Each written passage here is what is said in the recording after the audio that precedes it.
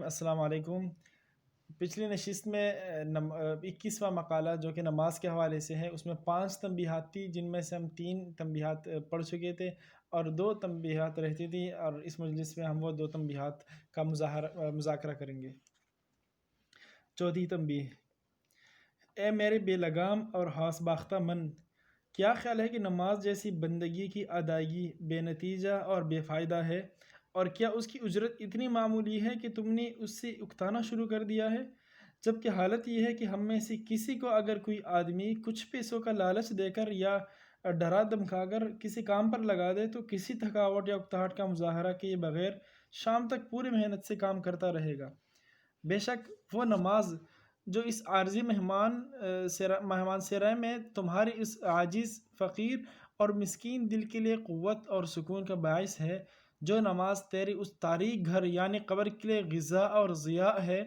جہاں تو ان قریب جا رہا ہے، جو اس عدالت یعنی محشر کے لیے تمہاری براعت اور نجات کا پروانہ ہے، جہاں تم ان قریب پیش کیے جاؤ گے، اور جو نماز تمہارے لیے اس پل صراط پر روشنی اور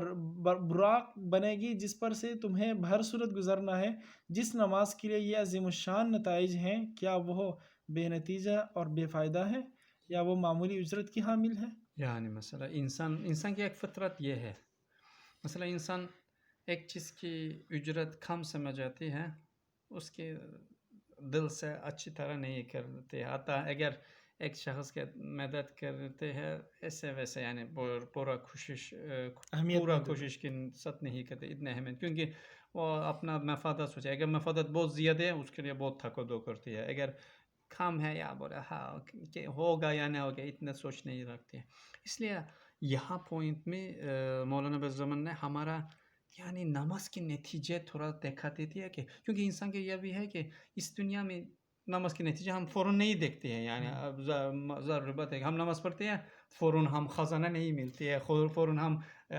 گاڑی نہیں ملتی ہے، فوراً پیسے نہیں ملتے ہیں۔ انسان کی طبیعت میں جلدی ایک چیز کی اجرت جلدی اس کے مقابل لینا کی کوشش ہے، اور انسان کی یہ بھی ہے کہ جلدی تمانچہ سے جلدی سزا سے ڈرتی ہے، آنا والا سزا اتنے نہیں سوچتی ہے۔ یہاں میں ہمارا وہ آنا والا سزا اور آنا والا جزا کے بارے میں ہمارا دیکھتے ہے کہ یعنی کہتے ہیں کہ میرا مین، یعنی ہر انسان کے نفس کیا یہ نماز کی اجرت کم ہے، یعنی انسان اس دنیا کے تھوڑا پیسے کے لیے کتنا کام کرتے ہیں، اس دنیا کے مفادات کے لیے، یہ اجرت کی نماز کے مقابلہ اجرت کم ہے کیا؟ اس کی بات یعنی اس کے لیے تم اتنا خوش نہیں کرے، ایک انسان تمہارا تھوڑا اجرت دے گا،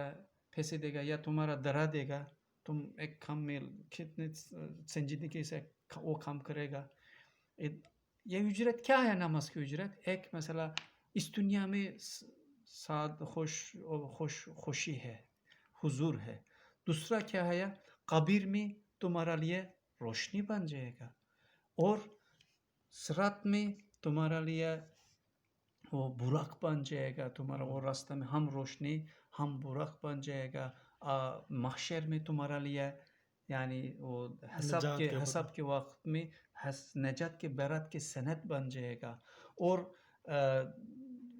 آپ کا لیے ایک جنت میں ایک غذا اس کی طرح چیز بن جائے گا۔ اسی طرح نماز کے نتیجہ کم ہے کیا؟ تم ایک روزانہ 1 گھنٹہ لگاتے ہیں یا ہر وقت میں 10 منٹ لگاتے ہیں، اس کی نتیجہ کتنا بڑا ہے، تم اس دنیا میں خوشی، سکون، قبر میں روشنی، اس کے فرح، اور صراط میں تمہارے لیے براق اور روشنی، اور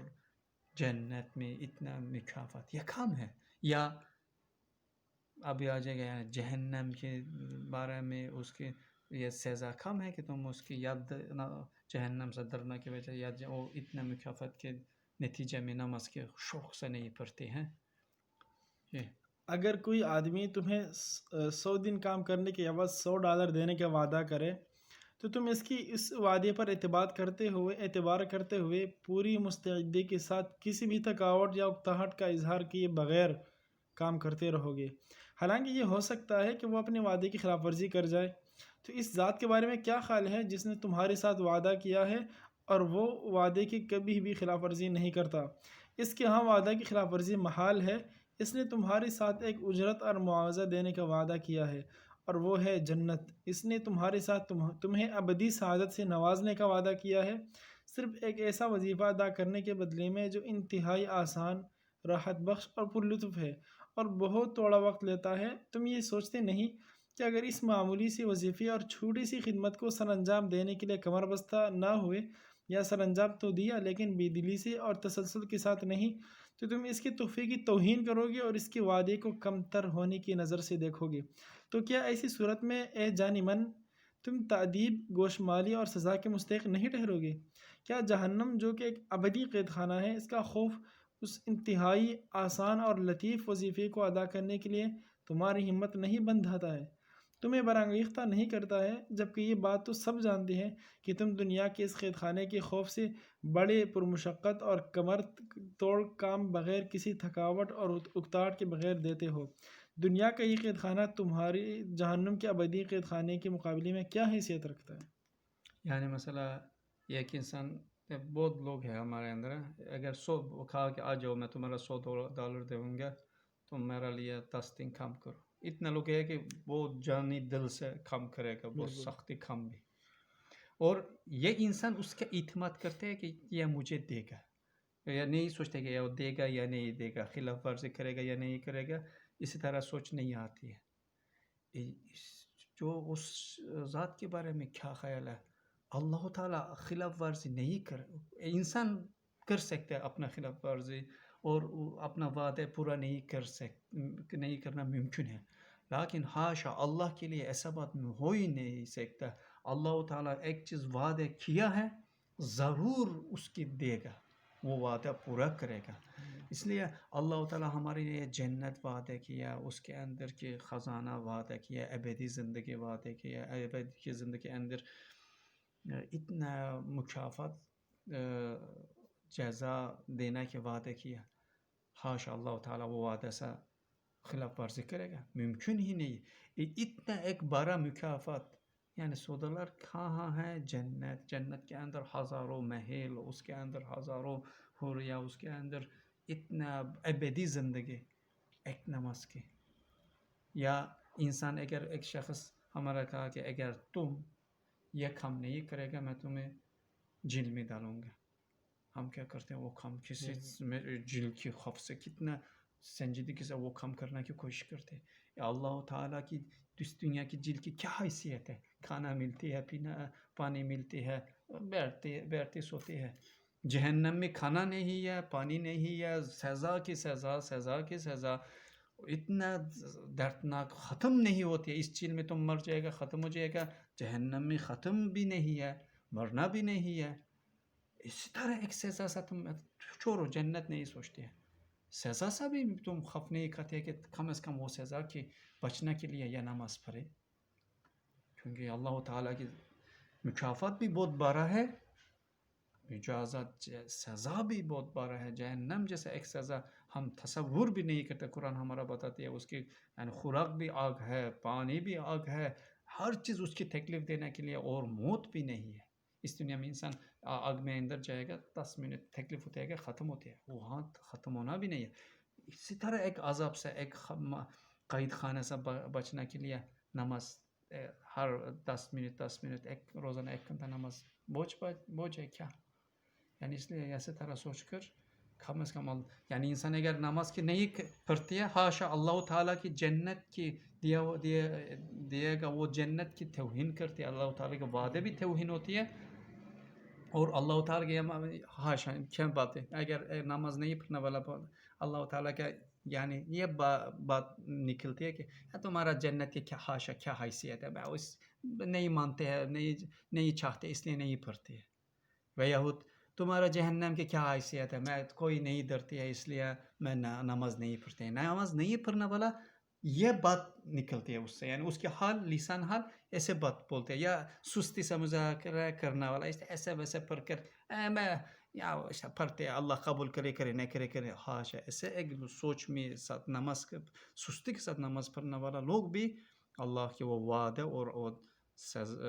جہنم اور جنت کے توہین کرتے ہیں. یعنی قبول میں اتنا کرتے ہیں تم دیتے ہیں دے دو, نہیں دیتے ہیں نہیں دے دو, یا حاشا یہ معنی. اس لیے نماز پورا سنجیدگی کے ساتھ پورا اہمیت دینے کے ساتھ پڑھنا چاہیے, کیونکہ اللہ تعالیٰ کے مکافات جنت بھی بہت بڑا ابدی ہے, اور اس کی سزا جہنم میں بہت خوفناک دردناک, اور وہ بھی ہمیشہ ابدی ہے, ختم نہ ہونے والا. اس لیے وہ سوچ کر نماز کے پڑھنا کے وقت سنجیدگی سے میں نماز اگر سستی کروں گا یا نہیں پڑھوں گا, اللہ تعالیٰ کے وعدہ ہوا کہ چیز کی توہین کی معنی ہوتی ہے. اس لیے یہ سوچ کر سنجیدگی سے حق ادا کرنے کے ساتھ نماز پڑھنا ہے, بہت اہم چیز ہے. 5ویں تنبیہ. اے میرے دنیا کے دیوانے من, کیا تمہاری عبادت میں سستی اور کسلمندی اور نماز میں کوتاہی کا باعث تمہاری دنیاوی مصروفیات کی کثرت ہے, یا ہموم عیش کے غلبے کی وجہ سے تمہیں اس چیز کی فرصت نہیں ملتی؟ بڑی تعجب کی بات ہے, کیا تم صرف اسی دنیا کے لیے پیدا کیے گئے ہو کہ اپنا تمام وقت اس کے لیے صرف کر رہے ہو؟ غور کرو کہ باوجود اس کے کہ تم قابلیت کے لحاظ سے تمام جانداروں سے افضل ہو, اور تم جانتے ہو کہ زندگی کے لوازمات کے اصول میں ایک چڑیا کے برابر بھی نہیں ہو سکتے ہو, اس سے تمہاری سمجھ میں یہ بات کیوں نہیں آتی کہ تمہاری اصل ذمہ داری جانوروں کی طرح دنیا میں انہماک اور اسی کے ساز و سامان کے اہتمام کرتے رہنا نہیں, بلکہ حقیقی انسان کی طرح اس دائمی اور ابدی زندگی کے لیے تگ و دو کرنا ہے. اور پھر یہ بات بھی ذہن میں رہے کہ دنیا کی وہ مشغولیات و مصروفیات جو ہمہ وقت تمہارے پیش نظر رہتی اور تمہارے حافظے کے ساتھ چپکتے رہتی ہیں, وہ لا یعنی اور بیکار قسم کی مصروفیات ہیں, اور یہ وہ مصروفیات ہیں جن میں تم خواہ دخل اندازی کر کے ایسی باتوں میں اپنا قیمتی وقت ضائع کرتے ہو جن کی نہ کوئی قیمت ہے نہ ضرورت, اور نہ ہی ان سے کوئی فائدہ حاصل ہونے والا ہے. مثال کے طور پر یہ کہ امریکہ میں پائی جانے والی مرغیوں کی کل تعداد کتنی ہے, یا یہ کہ زحل کے گرد کتنے دائرے ہیں, وغیرہ وغیرہ. گویا کہ اس بات کا پتہ چل گیا تو تم ایک بہت بڑے ماہر حساب دان بن جاؤ گے, یا فلک سے تمہیں کچھ حصہ مل جائے گا. یوں تم زیادہ ضروری, زیادہ اہمیت والے اور زیادہ لازمی کاموں کو اس طرح چھوڑ دیتے ہو گویا کہ تمہیں اس دنیا میں ہزاروں برس جینا ہے. اگر آپ یہ کہیں کہ مسئلہ یہاں بھی بہت اہم بات ہے, یعنی انسان دنیا کے لیے اتنا تھک و دو کرتی ہے, اتنا کوشش کرتی ہے کہ یعنی جیسے دنیا کے لیے پیدا ہو گیا. اس لیے مولانا بزمان نے کیا کہتا ہے کہ کیا تم صرف دنیا کے لیے پیدا ہو گیا کہ صرف اپنا پورا وقت 24 گھنٹہ دنیا میں لگاتی ہے؟ یعنی تم اگر دنیا کے لیے پیدا ہوتا تھا تم پورا دنیا سے پورا لطف اٹھانا چاہیے تھا, لیکن تم ایسے نہیں کرتے. ہر وقت تمہارا غم درد مصیبت ختم نہیں ہوتی ہے, اور دنیا ایک دن تمہارا سامنے ختم ہو جائے گا, تم دنیا سے چلا جائے گا. یا تم ہر انسان کے مرنا دلیل ہے کہ یہ انسان اس دنیا کے لیے پیدا نہیں ہو گیا.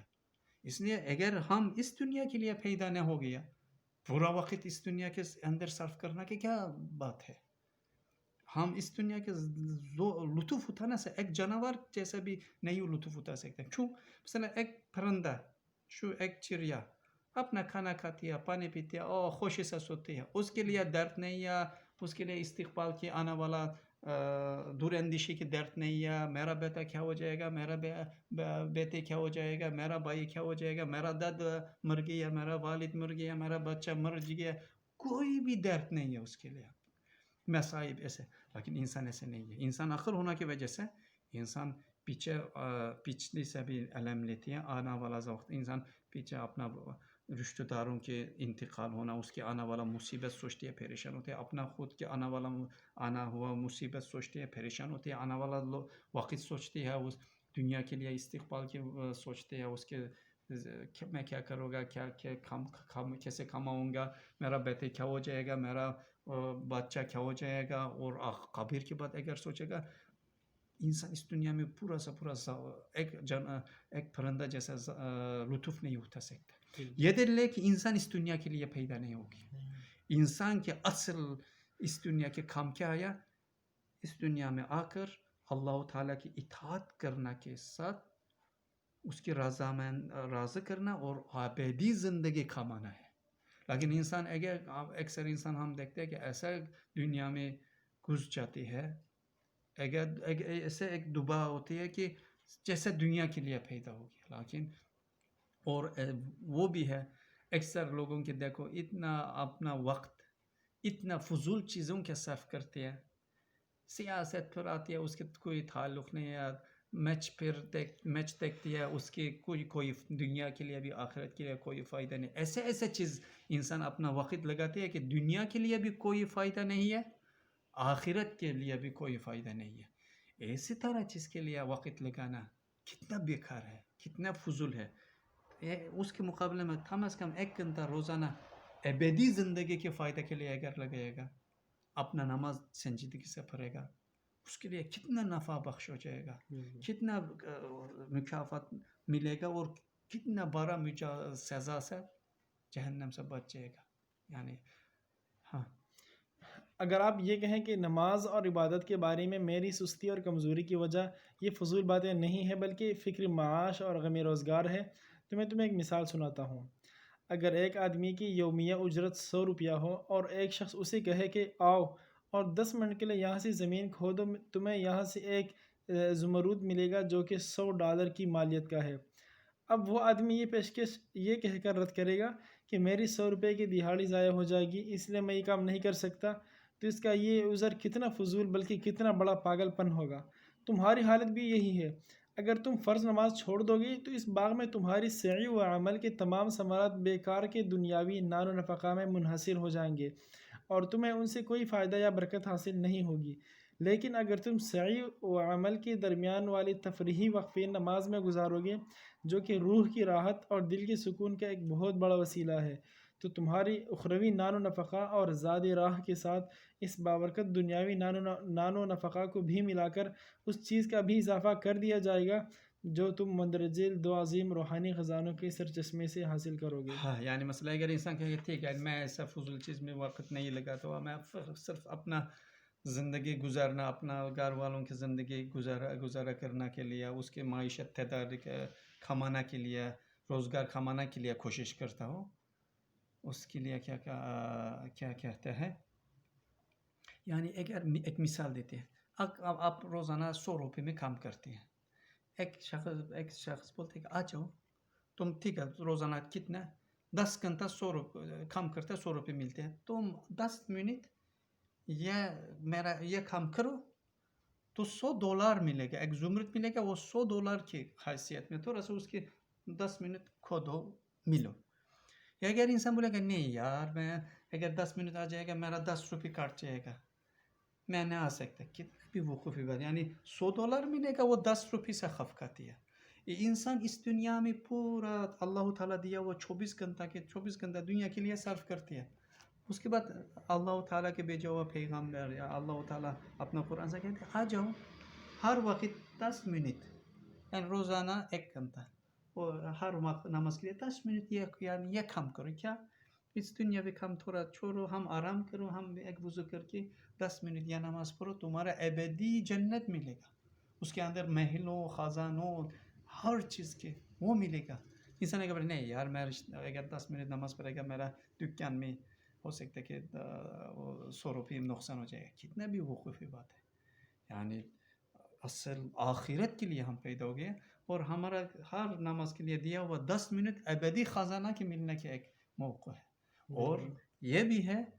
نماز کے ساتھ ہمارا رزق، دنیاوی رزق بھی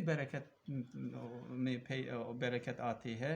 اور ہم وہ رزق بھی حقیقی طرح سے اللہ تعالیٰ کے رضا کے تحت ہوتی ہے، یعنی ہم وہ کھمانا بھی ہمارا لیے عبادت بن جاتی ہے اگر نماز پڑھے گا، نماز نہیں پڑھے گا صرف دنیاوی فانی ایک تھوڑا سا رزق، وہ بھی برکت میں کچھ اندر کوئی برکت ہی نہیں رہے گا، اور انسان کے ابدی زندگی کے لیے کوئی فائدہ نہیں دے گا۔ سبحانك لا علم لنا إلا ما علمتنا إنك أنت العليم الحكيم۔